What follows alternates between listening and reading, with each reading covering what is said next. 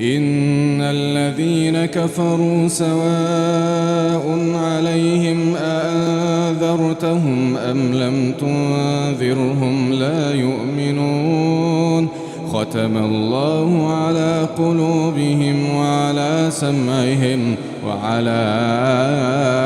أبصارهم غشاوة ولهم عذاب عظيم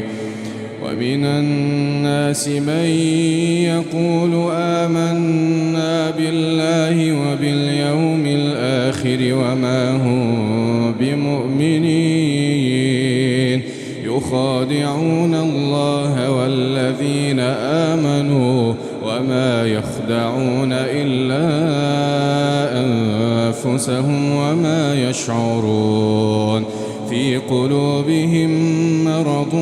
فزادهم الله مرضا ولهم عذاب أليم بما كانوا يكذبون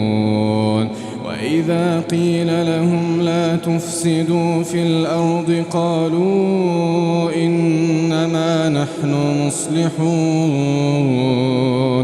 ألا